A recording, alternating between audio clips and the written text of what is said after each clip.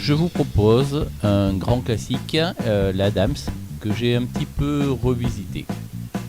Donc c'est une araignée, mais avec des ailes, c'est un modèle assez sympa.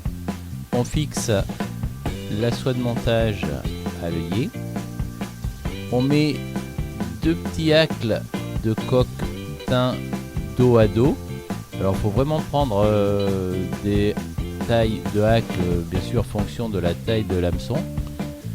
Et quand on les positionne dos à dos, naturellement, ils vont s'écarter un petit peu. Donc quelques enroulements pour les fixer et ensuite on coupe l'excédent. On peut aussi parer les hacles, c'est-à-dire enlever les fibres qui sont à la base. Moi je trouve que c'est un petit peu plus solide comme ça, donc je laisse tel quel.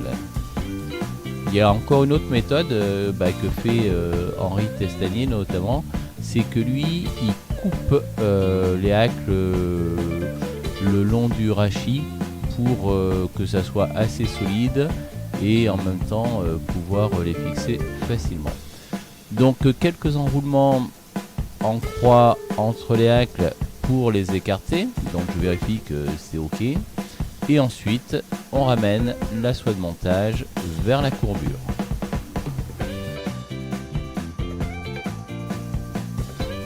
On fixe les cercles. Alors ils sont réalisés soit en coque du Limousin en gris, ou alors avec les plumes de coque teint. On prend un hack relativement grand et on prélève quelques fibres.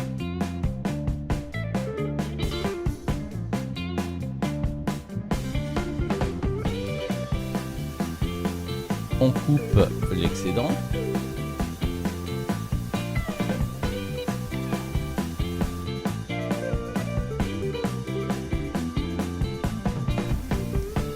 On réalise le corps avec du dubbing.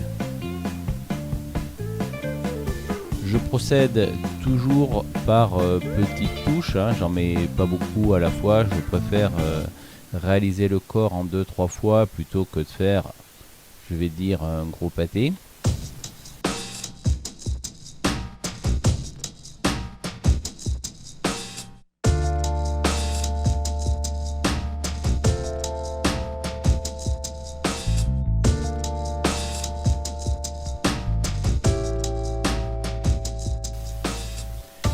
On va réaliser la collerette avec les deux plumes.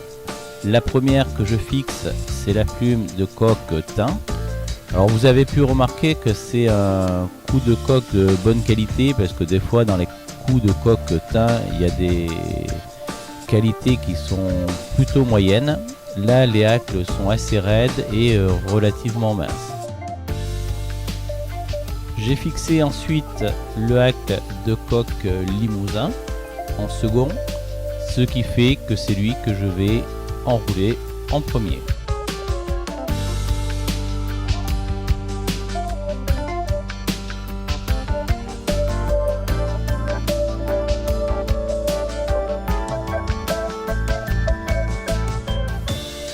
Quelques tours derrière les hacles qui forment l'aile.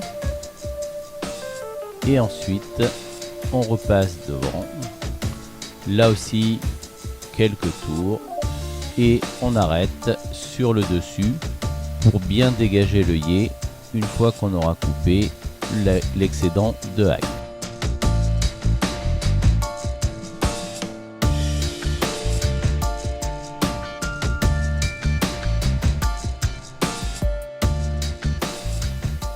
On procède de la même façon avec le hacle teint.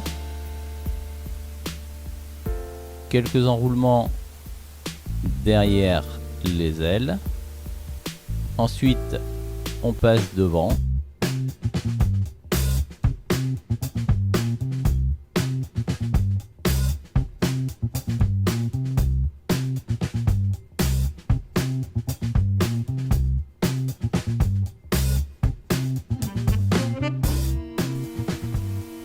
On arrête et on coupe l'excédent.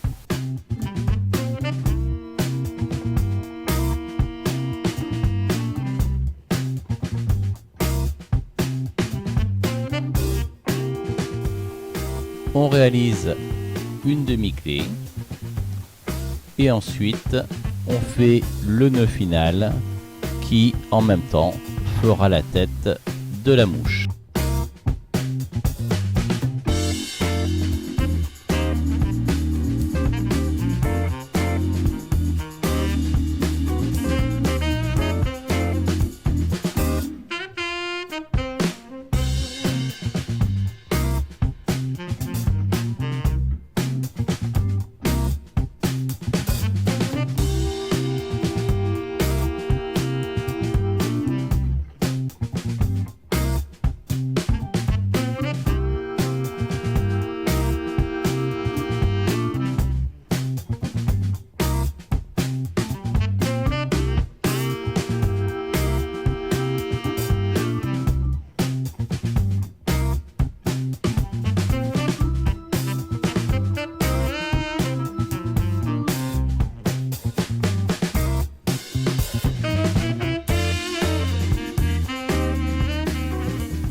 Je vous la montre sous toutes les coutures.